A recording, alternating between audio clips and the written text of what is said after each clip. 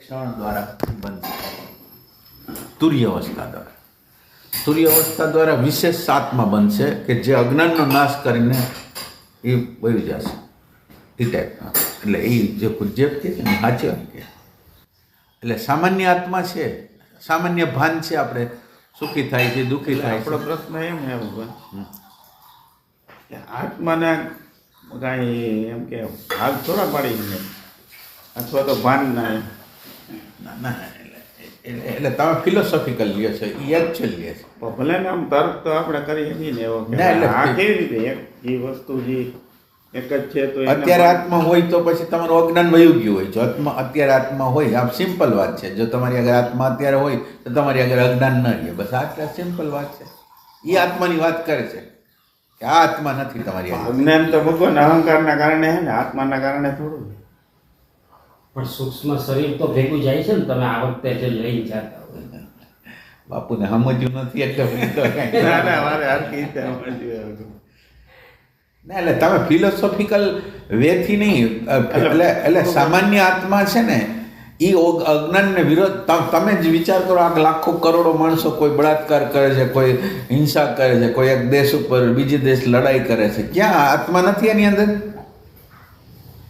આત્મા એની અંદર હોય તો શું કામ નહીં કરે છે? એટલે ગુરજબજી કહે છે એ તમારી અગર આત્મા હોય તો તમે આમ કરો. એટલે અત્યારે આત્મા ન બરાબર છે.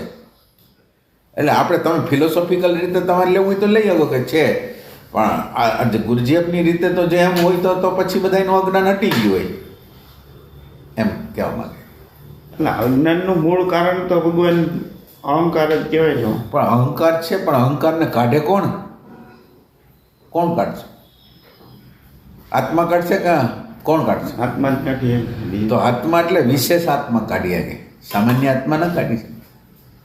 સામાન્ય આત્મા તો અજ્ઞાનનો વિરોધી નથી. દાખલા તરીકે સુષુપ્તિ છે તો સુષુપ્તિની અને અજ્ઞાન છે તો એનો વિરોધ કરતો નથી. આત્મતત્વ સહયોગ કરે છે. ત્યારે વિશેષ આત્મા છે એ અજ્ઞાનનો વિરોધ કરે છે. વિશેષ આત્મા એને તુર્ય અવસ્થા કહેવાય. એક વિશેષ પ્રકારનો આત્મા બને આપણી અંદર. વિશેષ પ્રકારનો આત્મા બને, જાગૃત આત્મા. એની વાત થાય. જ્યાં લગીન તમારી અગર તુર્ય અવસ્થા ન આવે ને ત્યાં લગીન આત્મા ન બને. અને આત્મા તુર્ય અવસ્થાની એક સેકન્ડોથી બને. સાક્ષી, તુર્ય એટલે સાક્ષી, આમ બીજું કંઈ નહીં. હજી તમારે ઓલું હજી હશે અંદર ઓલું ફિલોસોફી એટલે સમજવામાં તકલીફ પડે. ના એટલે તમે વેદાંતની અંદર હો ને કે આત્મા તો છે નહીં. એટલે આત્મા એ રીતે આત્મા છે એમાં ના નથી, સામાન્ય રીતે છે, પણ એ અજ્ઞાનનો કંઈ વિરોધી ન થઈ શકે. એટલે આત્મા તો આમ તો કોઈનો વિરોધી છે જ નહીં ને ભગવાન. ના, આ સ્પેશિયલ આત્મા, વિશેષ આત્મા છે એ અજ્ઞાનનો વિરોધી છે. એમ એક કાંટો બીજા કાંટાને કાઢીને પોતે નાખી દેવાનો હોય. એક આપણે સાબુનું પાણી બોડીમાં નાખીને કચરો કાઢીને નીકળી જાય, એવી રીતે આત્મા છે. એટલે અજ્ઞાનનો કાંટો જ્ઞાનના કાંટાથી નીકળીને પછી થઈ જાય, ઓમાં ભળી જાય, એ ટાઈપની વસ્તુ.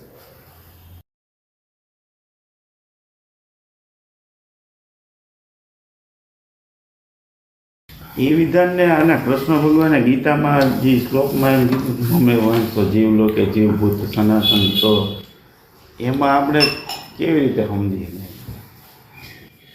સનાતન એટલે દાખલા તરીકે બીજ છે, એની અંદર શક્યતા બધી પડેલી છે, પણ બીજને પાણી ન પાય તો એમને સમજીએ.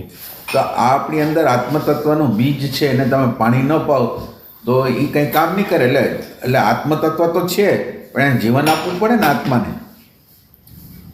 વિશેષ આત્મા તમે છે ને ફિલોસોફીને બે એક કરી દો છો. તમે બે વસ્તુને અલગ નથી. અજ્ઞાનનું વિરોધી જ્ઞાન છે તુર્ય અવસ્થા. હવે આ તુર્ય અવસ્થા જ્યાં લગીને પેદા ન થાય ને, એ એક ચોથું બોડી છે, કોન્શિયસ બોડી કહેવાય. કોન્શિયસ બોડીનું જ્યાં લગીને નિર્માણ ન થાય ને ત્યાં લગીને અજ્ઞાન ના ટળે. અને આ કોન્શિયસ બોડીને ગુરુજીએ આત્મા કહે છે. જેમાં ગર્ભધારણની પ્રક્રિયા થતી હોય ને, એક બિંદુને બે ભેગા થઈને એક બોડી બનાવે એમ તુર્ય અવસ્થા એક સેકન્ડની તુર્ય અવસ્થા એ મટીરિયલ કોન્શિયસ બોડીનું મટીરિયલ બનાવે.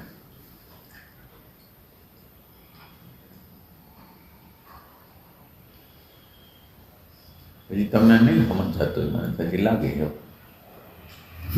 એ તમે કેવી વાત તો બરાબર છે. ના એટલે તમે ફિલોસોફિકલ રહ્યો છો. આપણો જે અત્યારનો આત્મા છે ને એ અજ્ઞાનનો વિરોધી નથી. તો હવે અજ્ઞાનનો વિરોધી ન હોય તો એને આત્મા જ કેમ કહેવો? તો પછી એ આત્મા બળાત્કાર કરે તો ના ન પડે, કોઈનું ખૂન કરી નાખે તો એ આત્માને શું કરો તમારે? એ આત્માને તમે પકડીને બેઠા કે જે હંમેશા હોય એ આત્માની વાત કરો.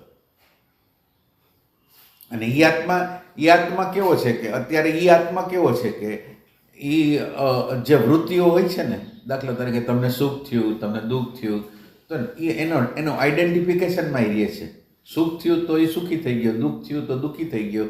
તો એ ભાન નામનું તત્વ છે એ તમને કંઈક ભાન તો કરાવે છે, પણ તમે જેનું ભાન કરાવે છે એવા થઈ જાઓ છો. તમે શુદ્ધ ભાન નથી રહેતા.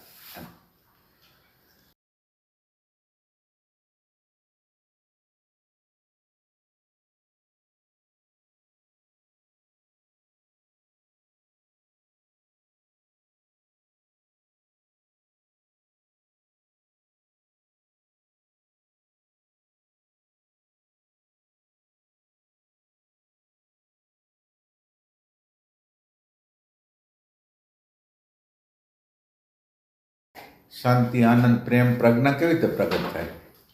તમારા કહેવાતા આત્માથી પ્રગટ નથી થતી, તમારો વિશેષ પ્રયત્ન કરે.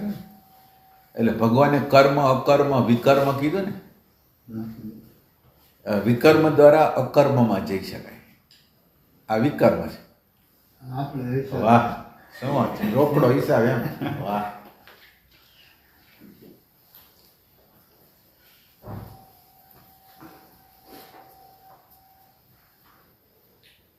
હજી ન સમજાતું હોય તો કયો હજી. કારણ કે તમે છે ને વેદાંતનો અભ્યાસ કર્યો છે ને, એટલે તમારે આ સમજવું અઘરું પડે. અમે વેદાંતનો અભ્યાસ તો અમે કર્યો હતો, બહુ ડિટેલથી કર્યો હતો, પણ કહેવાનો અર્થ સમજાઈ જાય એમ કે આ જગ્યાએથી કહે છે.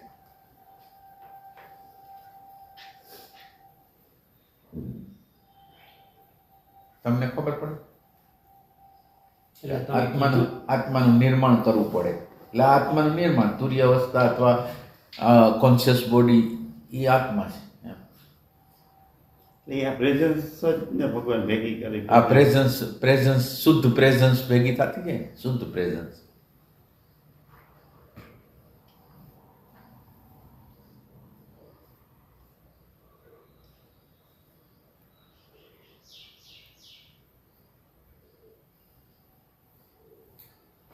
સામાન્ય દિવાસળી છે, દિવાસળીની અંદર એ અગ્નિ છે, પણ સામાન્ય દિવાસળી છે એ અંધારાને દૂર નહીં કરે.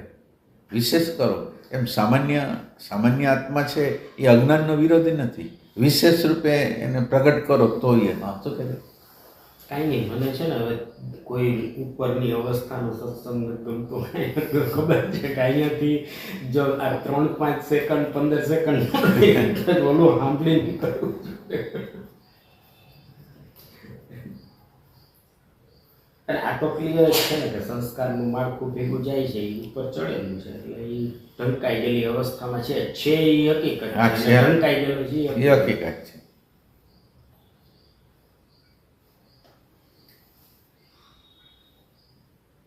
એક એ પેલા ક્વેશ્ચન થતો કે આટલું જોરદાર તત્વ છે એને કોક ઢાંકી શકવાનું છે એ થતું પેલા કે આ કેવી રીતે આટલા કોઈ પણ તાકાતવાળી વસ્તુ છે એને કોક નબળી વસ્તુ ઢાંકી. એ તો છે જ. એ જ આશ્ચર્ય છે ને, એ જ આશ્ચર્ય છે. પણ હવે એ છે ફેક્ટ છે, હાલવા સિવાય કઈ ઉકેલ તો રમત નો થાય ને. એમ જે દબાવે નહીં તો, અને દબાવે નહીં તો રમત નો થાય તો તમને જે જીવન મુક્તિનો આનંદ છે, પરમ આનંદનો આનંદ છે એ કઈ ન મળે. તમે પરમાનંદમાં જ રહેતા હતા, હવે હું તમને પરમાનંદ મળે?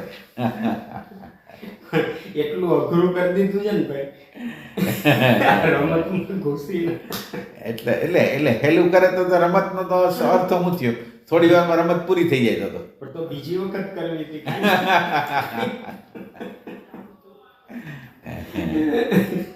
આટલું અઘરું રાખી એટલે ઓમ અઘરું નથી, તમે જેમ જેમ પ્રેમ કરતા જાઓ ને એમ એમ ઈ હેલું થતું જાય પછી. પછી પ્રેમ નો આવવા દેવામાં પાછું એ ઊભો છે ના ના એટલે પરમાત્માએ પછી રચના એવી કરી કે હું ક્યાંય ઊભો નથી, એ એમ સાબિત કરી દે. એ કે હાલો મેં બનાવેલું જગત છે, મેં આખું જગત બનાવ્યું છે, મેં બનાવેલું જગત છે એમાં તમે ફસાતા નથી, તમે બનાવેલું જે જગત છે એમાં ફસાવો છો, મારી પત્ની, મારા બાળકો, એમાં તમે ફસાવો છો. કે મેં બનાવેલા જગતમાં તો કાંઈ નથી, તમે કોઈક ગુજરી જાય છે તમને કાંઈ થતું નથી, તમે એમ કહો મારા છે એ પ્રોબ્લેમ છે, એ મારાને કાઢી નાખો એટલે કાંઈ પ્રોબ્લેમ.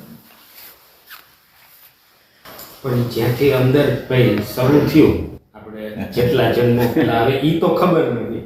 હવે અત્યારે તો ઈ સ્થિતિ મળી કે બરાબર આમ પકડાઈ ગયેલા હોય આ પણ એમાં જ મજા આવે, મજા તો એની જ છે. નીકળી જાય ભાઈ કેટલી વાર. તો શ્રીમદ રાજચંદ્ર એકોતેર બાવતેર જન્મની વાત કરી. ઓહો, શેની વાત કરી? હા તો હું યાર ધ્યાન કરવા જતો ને હા, ત્યારે હું વાત કરી હતી 71. એમને બોર્ડ માર્યું છે હા કે શ્રીમદ રાજચંદ્ર 71-72 જન્મની વાતો કરી કે હું અહીંયા હતો, અહીંયા હા હતો, હા અહીંયા હતો. હા હા.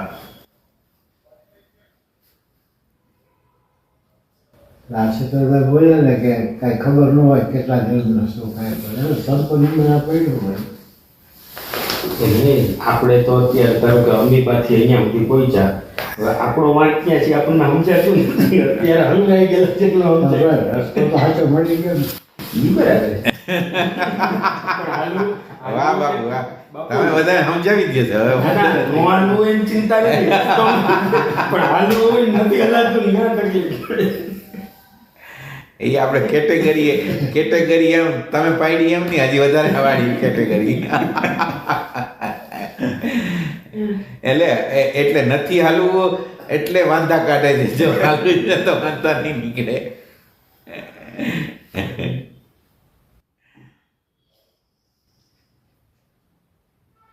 કુદરતે એવું રાખ્યું, છેલ્લે બધો વાંક કાપડો નીકળે, બસ એટલું આ કુદરતે રાખ્યું.